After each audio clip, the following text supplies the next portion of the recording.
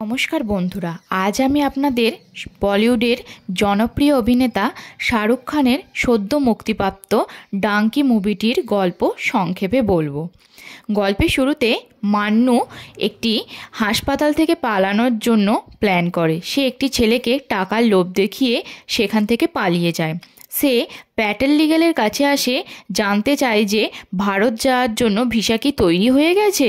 কিন্তু প্যাটেল জানায় সে ভারত ছাড়া প্রায় সব দেশেরই পাসপোর্ট ভিসা তৈরি করিয়ে দেবে, কিন্তু ভারতের নয়। এরপর মান্নুর মনে পড়ে হাড্ডির কথা। এদিকে পাঞ্জাবের লালটু শহরে এক দৌড় প্রতিযোগিতায় হাড্ডি অংশগ্রহণ করে। ঠিক সেই সময় মান্নুর ফোন আসে। সে জানায় প্রায় 2 ঘন্টা ধরে তার জন্য অপেক্ষা করে বসে আছে সে। হাড্ডিকে দুবাই আসার জন্য বলে মান্নু। এরপর মান্নু তার 2 বন্ধুকে জানায় হাড্ডি আসছে দুবাই, সেখান থেকে তারা যেন ভারতে যাবে সেই ব্যবস্থা হাড্ডি করে দেবে। বল্লির একটি পাঞ্জাবি টেলারের দোকান আছে, সে সেটি বিক্রি করে দেয় কারণ ভারত যাবে বলে। আর বুক্কু একটি রেস্টুরেন্টে কাজ করতো বিগত 25 বছর ধরে।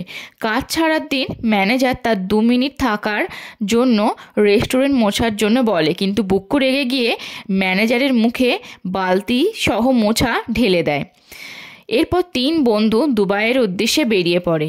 বিমানে বসে তারা 25 বছরের পুরানো জীবনে ফিরে দেখে তারা লন্ডন কিভাবে এসেছিল। প্রত্যেকের জীবনে কোনো না কোনো প্রবলেম এসেছিল, তাই তারা সবাই চাইছিল লন্ডনে গিয়ে সেটেল হতে। মান্নুর বাবা প্রায়ই আসবাবপত্র বিক্রি করে দিত। সেই টাকা যতটুকু পেত তাই দিয়ে সংসার চালাতো, কারণ তাদের নিজেদের বাড়ি বন্ধক রাখা ছিল এবং তারা আউট হাউসে ছিল। বুক্কুর প্রবলেম ছিল তার মা সিকিউরিটির গার্ডের চাকরি করত এবং প্যান্ট পরে যেত, কারণ তার বাবা কাজ করতে সক্ষম ছিল না, যা দেখে পাড়ার বুড়োগুলো হাসতো। বল্লির প্রবলেম ছিল সেলাই মেশিন, কারণ তার মা সেই সেলাই মেশিন চালিয়েই তার সংসার চালাতো। বুক্কু কাপড়ের দোকানে কাজ করত। মান্নু ববির ধাবায় রুটি তৈরি করত, আর বল্লি করত হেয়ার কাটিং। 3 বন্ধু তাদের জীবনের নানা প্রবলেম মেটানোর জন্য একটি ভিসা তৈরির দোকানে আসে। তাদের কাছে না ছিল টাকা, না ছিল এডুকেশন। বুক্কুর মা যেটুকু টাকা জমিয়েছিল সেই টাকা দিয়ে 3 বন্ধুর ভিসা হয়ে যাবে বলে দোকানদার জানায়।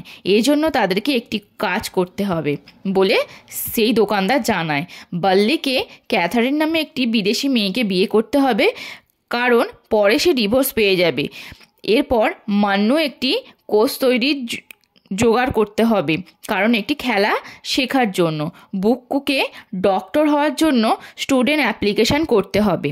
এদিকে হাড্ডি নামে এক আর্মি লালটু শহরে আসে। মহেন্দ্র নামে একজন আছে যার হাতে চিতার ট্যাটু আছে। সে খোঁজ করতে করতে ববির ধাবায় চলে আসে। সেখানে বল্লি ও বুক্কু 2 বন্ধু মান্নুর জন্য ওয়েট করছিল, কিন্তু ববি মান্নুকে ছুটি দিতে চায় না। সে বলে এটা কাস্টমারের খাওয়ার সময়। এখন মান্নু চাকরি ছেড়ে দিতে চাইলে মান্নুর সাথে ববির ঝামেলা শুরু হয়। এরপর সেখান থেকে হাড্ডি মান্নুকে বাঁচায়। মান্নু হাড্ডিকে তার কোচ হতে বললে হাড্ডি বলে সে একজনের খোঁজ করতে একদিনের জন্য এসেছে এবং রাতের বেলায় সে ফিরে যাবে। এবার মান্নু জানায় সে মহেন্দ্রকে চেনে। মান্নু হাড্ডিকে সঙ্গে নিয়ে তার বাড়িতে যায়। সেখানে হাড্ডি পরিবারের সকলের সাথে কথা বলে বুঝতে পারে মহেন্দ্র মারা গেছে অনেকটা তার কারণে। এরপর হাড্ডি ঠিক করে যে মান্নুর পাশে দাঁড়াবে, কারণ তার বাড়ি বন্ধক ছাড়াতে। সে মান্নুর কোচ হয় এবং বুক্কু ডাক্তারি এক্সামে ফেল করে যায়। এদিকে বল্লি ক্যাথারিনকে বিয়ে করতে গিয়ে দেখে তার মতো অনেকে এসেছে ক্যাথারিনকে বিয়ে করতে। সে বুঝতে পারে আসলে তারা সবাই ভিসা দোকানদারের কাছ থেকে প্রতারিত হয়েছে। বুক্কুর সমস্ত টাকা চলে যায়। বুক্কু সব কিছুর জন্য মান্নুকে দায়ী করে, কিন্তু হাড্ডি এসে বুক্কুকে বোঝায় যে সে তার মাকে মুমতাজ বেগম নামে একটি মেয়ের গল্প বানিয়ে বাঁচিয়ে দেবে এবং বাঁচিয়েও দেয়। এরপর তারা লন্ডন যাওয়ার জন্য একটি ইংলিশ ক্লাস জয়েন করে গীতু স্যারের কাছে। সেখানে তাদের সাথে সুখী নামে একটি ছেলের পরিচয় ঘটে। সুখী জেসিকে ভালোবাসতো, কিন্তু জেসির বাবা বিদেশি ছেলের সাথে জেসির বিয়ে দিয়ে দেয়, কারণ ছেলেটির অনেক টাকা পয়সা ছিল। এরপর জেসি বিয়ে হওয়ার পর থেকে তার স্বামী তার ওপর অত্যাচার করত। তাই সুখী ইংলিশ ক্লাসে ভর্তি হয়েছে লন্ডন যাওয়ার জন্য। ক্লাস করতে করতে মান্নু ও হাড্ডির মধ্যে ভালোবাসার সম্পর্ক তৈরি হয়। ক্লাসে সবাই ইংলিশ ভাষা ঠিকমতো আয়ত্ত করতে না পারায় হাড্ডি একটি বুদ্ধি বার করে। বোর্ডে 70 থেকে 80 লাইনের একটি প্যারাগ্রাফ লিখে রাখে। সেটি সবাই মুখস্থ করে রাখে, কারণ ইংলিশ বলতে না পারার জন্য। এটাই ছিল একমাত্র অস্ত্র। এরপর সবাই যে যার মতো করে লন্ডন যাওয়ার প্রস্তুতি শুরু করে। 3 মাস কেটে গেলে লন্ডন যাওয়ার পরীক্ষায় রেজাল্ট বের হয়। তাতে দেখা যায় বল্লি পাস করেছে শুধু, বাকি 4 বন্ধু ফেল করেছে। এতে সুখী রেগে যায়। গীতু স্যারকে বলে, 3 মাসে কিছু শেখা যায় না স্যার, আপনি সেটা জানেন, তাই আপনি মিথ্যা কথা বলবেন না। এরপর সুখী অপেক্ষা করতে থাকে জেসির ফোনের জন্য। একদিন গীতু স্যার সুখীর সাথে দেখা করে জানায় যে সে লন্ডন যাওয়ার জন্য যেন তৈরি হয়, কারণ ডাঙ্কি পার হয়ে যেতে হবে লন্ডন ইল্লিগালভাবে। জঙ্গল, পাহাড়, সমুদ্র, এমনকি পুলিশের গুলি চললেও সে যেন থেমে না থাকে, আর তার সমস্ত খরচ বহন করবে গীতু স্যার। এরপর জেসির ফোন কল আসে এবং সুখী জানতে পারে যে সে লন্ডন যাওয়ার পরীক্ষায় ফেল করার খবর পেয়ে জেসি আত্মহত্যা করেছে। তাই সুখীও গায়ে আগুন লাগিয়ে আত্মহত্যা করে।